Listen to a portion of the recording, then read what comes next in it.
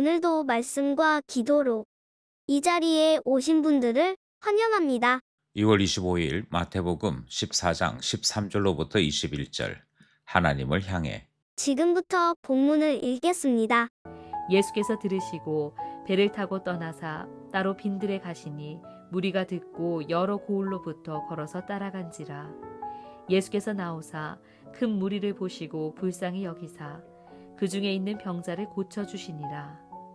저녁이 되매 제자들이 나와 이르되 이곳은 빈들이요 때도 이미 저물었으니 무리를 보내어 마을에 들어가 먹을 것을 사 먹게 하소서. 예수께서 이르시되 갈 것 없다. 너희가 먹을 것을 주라. 제자들이 이르되 여기 우리에게 있는 것은 떡 5개와 물고기 2마리 뿐이니이다. 이르시되 그것을 내게 가져오라 하시고 무리를 명하여 잔디 위에 앉히시고 떡 5개와 물고기 2마리를 가지사 하늘을 우러러 축사하시고 떡을 떼어 제자들에게 주시매 제자들이 무리에게 주니 다 배불리 먹고 남은 조각을 12바구니에 차게 거두었으며 먹은 사람은 여자와 어린이 외에 5,000명이나 되었더라. 본문 해석입니다. 오늘 본문은 오병이어 사건 말씀입니다. 이 사건의 본질은 주님께서 기적을 통해 하나님의 풍성한 은혜를 나타내셨다 하는 데 있습니다. 이 사건은 단순히 기적에 그치지 않고 하나님의 구원 계획이 무엇인지 또 예수 그리스도의 사역이 무엇인지를 드러내는 본질적인 의미가 있는 말씀이죠. 본문 말씀 안으로 들어가겠습니다. 첫 번째 문단은 13절로부터 15절입니다. 예수님께 오는 사람들. 예수님께서는 세례 요한의 죽음 소식을 들으신 후에 한적한 곳으로 물러가셨다. 그렇게 본문이 소개합니다. 그런데 많은 무리가 예수님을 따라왔지요. 이들 대부분은 육체적인 질병이 있었고 또 그 외에도 예수님께 다양한 필요를 따라 주님을 찾아온 사람들이었습니다. 그런데 예수님께서 그들을 불쌍히 여기시며 치유하셨다라고 14절이 소개하고 있습니다. 우리는 이 장면에서 두 가지 사실을 주목합니다.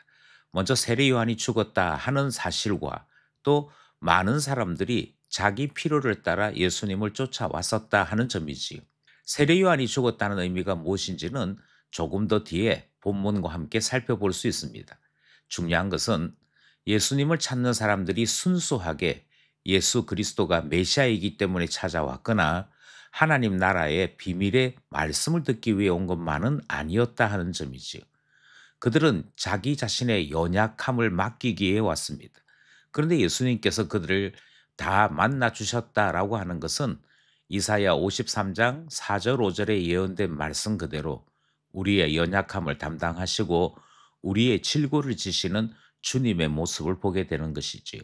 사실 엄격하게 말하면 우리 자신들도 각자의 필요를 가지고 주님께 나오기 시작했습니다. 그런데 그 필요가 주님을 만나는 계기가 되었고 우리는 이런 필요들 때문에 예수 그리스도를 깊이 만날 수 있게 되었음을 생각해 본다면 예수님을 찾아온 이 무리들이 마냥 나쁜 사람들이다라고 생각할 필요는 없을 것입니다. 오히려 우리 각자의 연약함 때문에 예수님을 만나게 되었으니 주님을 만나는 계기가 된 것이고 하나님의 은혜를 체험하는 통로가 된 것이지요. 여기까지 첫 번째 문단 말씀입니다. 둘째 문단은 16절로부터 18절입니다. 예수님께 온 제자들. 첫 번째 문단이 사람들에 대한 이야기라면 둘째 문단은 제자들에 대한 이야기입니다. 제자들이 몰려든 사람들이 식사 시간이 다가오게 됨에 따라 이들을 해산하자 하는 이야기를 예수님께 전하지요. 그런데 예수님께서는 너희가 먹을 것을 주라고 말씀하십니다. 16절입니다. 이 말씀은 제자들로 하여금 여러 당황스러움을 느끼게 했습니다. 먼저 그들은 가지고 있는 것이 없었습니다. 또 그들이 감당할 수 있는 숫자가 아니었습니다. 그러니 너희가 먹을 것을 주라 말씀하실 때 제자들이 느끼는 당황스러움은 말로 표현할 수 없었을 것입니다. 그들이 느꼈던 것은 그들의 철저한 무능함 또 아무것도 행할 수 없는 그들의 연약함과 나약함이었겠지요. 그런데 예수님께서는 그들에게 먹을 것을 주라라고 말씀하신과 동시에 그들이 가지고 있는 것이 무엇이냐를 물어보시는 내용이 등장합니다. 18절이지요. 그것이 떡 5개와 물고기 2마리였고 예수님께서는 그들이 가지고 온 그것으로서 하나님 앞에 아름다운 기적의 일들, 하늘 양식을 먹이시는 그 일들을 베풀어 주셨던 것입니다. 여기서 제자들은 철저한 한계를 만남과 동시에 하나님의 능력이 얼마나 무한한 것인가를 함께 느끼게 되는 것이지요. 그러니 예수 그리스도 앞에 나온 제자들이지만 주님께 더 가까이 다가서야 했던 제자들의 모습을 둘째 문단에서 보게 되는 것입니다. 여기까지 둘째 문단 말씀입니다. 마지막 셋째 문단은 19절로부터 21절입니다. 아버지께 가신 예수님. 예수님은 떡 5개와 물고기 2마리를 들고 하늘을 우러러 축사하십니다. 19절이지요. 여기서 축사하다 하는 말은 하나님께 감사를 드리고 그분의 이름을 높이는 행위를 의미합니다.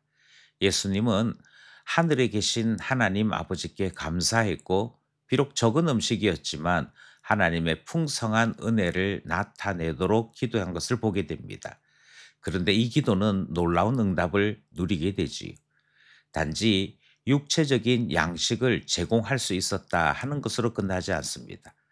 예수님께서 생명의 떡으로 오셨음을 보여주는 장면이었고 하나님께서 광야에서 살고 있는 이스라엘 백성을 먹이신 같이 주의 말씀을 찾아온 그들에게 먹이시는, 그래서 예수님이 생명의 떡이시며 모든 것의 만족은 하나님께로부터 오는 것을 보여주는 사건이 되었습니다.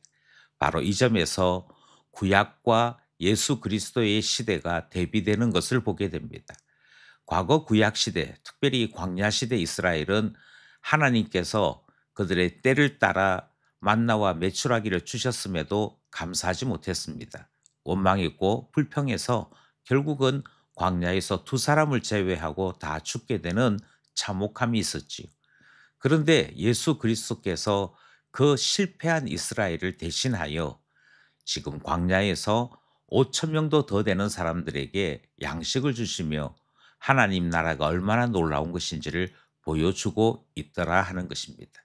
이 점에서 맨 마지막 구약 사람인 세례 요한의 죽음이 어떤 의미를 가지는지를 다시 한번 생각하게 됩니다. 세례 요한의 죽음과 함께 구약이 끝이 납니다.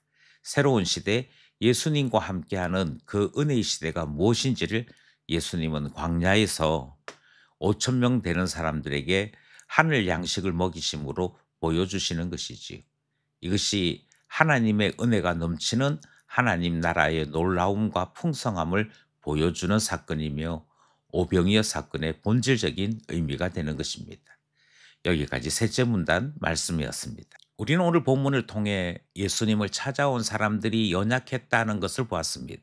예수님 곁에 있는 제자들도 연약했다는 것을 보았습니다. 그러나 사람들이든 제자이든 연약함을 가지고 예수님께 나왔을 때 예수님께서는 생명의 떡이 되셨고 하늘 양식으로 먹이시는 것을 오병이어 사건을 통해 보게 된 것이지요.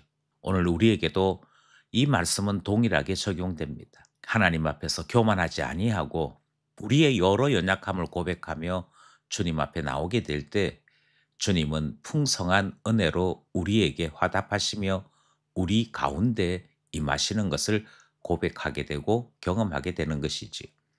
그러므로 오늘 이 말씀을 통하여 우리의 연약함을 아시고 풍성한 은혜로 채워주시는 주님 앞에 더 가까이 다가서는 우리 모두 되기를 원하는 것입니다.